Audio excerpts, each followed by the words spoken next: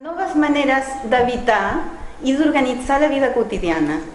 Perquè en realitat sempre parlem de la vida a nivell de la societat en gran, de dalt a baix. Curiosament parlem molt més d'això que no podem canviar i no parlem mai del que tenim a l'abast de construir dia a dia i del que fem cada dia. I això també l'hem de tocar si realment volem canviar la societat. I per què plantegem això? Perquè estem en una societat amb diverses crisis o diversos canvis que ens estan afectant la vida quotidiana i la vida social, però també la vida quotidiana. I en la vida quotidiana sí podem actuar. I és que patim les conseqüències del canvi, o patim o gaudim, com sigui. Vivim les conseqüències d'un canvi demogràfic, de canvis econòmics múltiples, els més coneguts, de canvis socials, mediambientals, polítics, i molt més. La crisi de la cura, en fi, hi ha moltes coses més. Els aliments.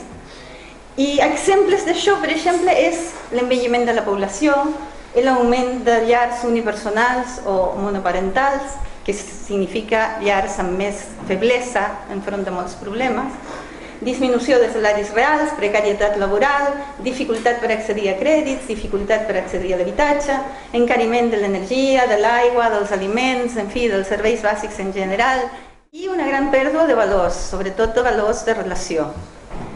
I per tant, per nosaltres, totes aquestes coses les podem enfrontar i les hem d'enfrontar, vulguem o no, cada dia, però les podem enfrontar d'una altra manera si ens posem a pensar i a reflexionar sobre això a la vida quotidiana, perquè passi el que passi, amb la crisi que hi hagi, amb la guerra o amb la pau, la vida quotidiana continua i la vida continua. I curiosament no parlem mai quan parlem de política i de problemes i de crisi, de la vida. I la vida és l'única cosa que continua.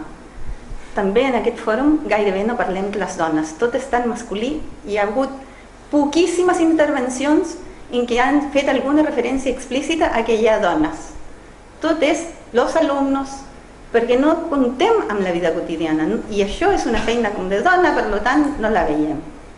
Volem aportar elements per començar a construir altres maneres de viure, de conviure, de veïnatge, de consum, en fi, una vida més d'acord amb els valors que prediquem, però a la vida quotidiana, a la que podem canviar més fàcilment, perquè depèn bàsicament de nosaltres, no només, però bàsicament.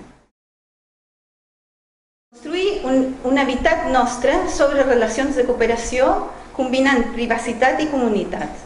Ara vivim en la major individualitat possible, tots amuntegats uns sobre els altres, però tan individual com puguem. Un consum necessari, o sigui, limitar el consum al realment necessari i que sigui respectuós amb la natura.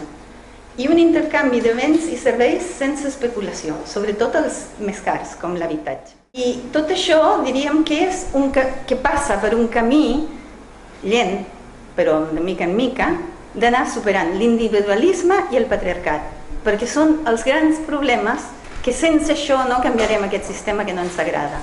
Iniciar aquest camí cap a nous models de viure i conviure, cap a nous models d'habitatge i de veïnatge. I quan parlo d'habitatge i de veïnatge penso que hem de canviar les formes jurídiques, com tenim accés al sòl, què és el sòl, discutir tot això i buscar noves formes, de finançament, com tenir accés als recursos i per què els volem, per viure o per fer diners amb l'habitatge, etc.